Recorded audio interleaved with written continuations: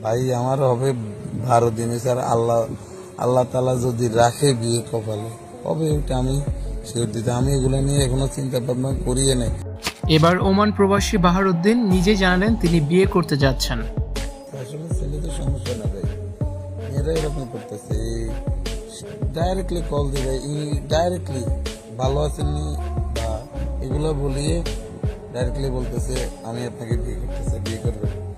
জীবন তো আর একা একা কাটবে না, ভবিষ্যতে বিয়ে করতেই হবে। ওমান প্রবাসী বাহার নিজেই জানালেন তিনি বিয়ে করবেন। ওমান প্রবাসী বাহারউদ্দিন সম্ভবত পৃথিবীর সবচেয়ে দুঃখী মানুষ। তার সাথে যা ঘটেছে আর কারোর সাথেই যেন না ঘটে।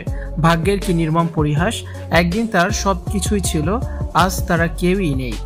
বাহারের জীবনের গল্পটাও ভীষণ করুণ। ভালোবেসে বিয়ে করেছিলেন তিনি, তবে স্ত্রীর সাথে সংসার করেছিলেন মাত্র 1.5 মাস। এরপরই চলে যান ওমানে। ওমান থেকেই জানেন তার মেয়ে হয়েছে। এই মেয়েকে নিয়ে কত স্বপ্ন দু চোখে ছিল বাহারের। মেয়ের বয়স মাত্র 2 বছর।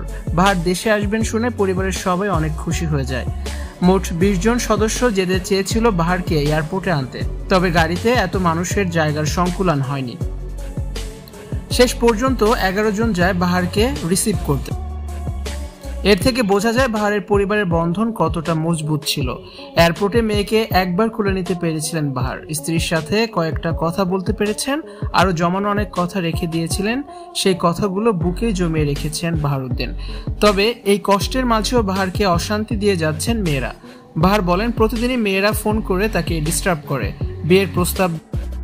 আমি কি অবস্থায় আছি এটা চিন্তা করে না। এখন কি বিয়ে করার একটা সময়? ভবিষ্যতে আমি বিয়ে করব, তবে সারা জীবন তো একা একা কাটবে না।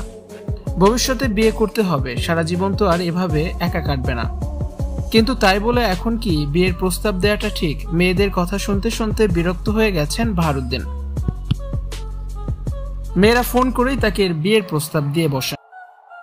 6 মাসের ছুটি নিয়ে দেশে এলেও আর কয়েকটা দিন পরে আবার ওমান ফেরত যাওয়ার কথা বলেছেন বাহারউদ্দিন।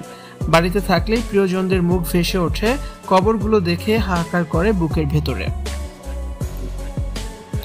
ভিউয়ার্স, ওমান প্রবাসী বাহারকে নিয়ে আপনাদের কোনো মন্তব্য থাকলে অবশ্যই কমেন্টস করে জানিয়ে দিন। আর নিয়মিত ভিডিও দেখতে যুক্ত থাকুন আমাদের সাথে।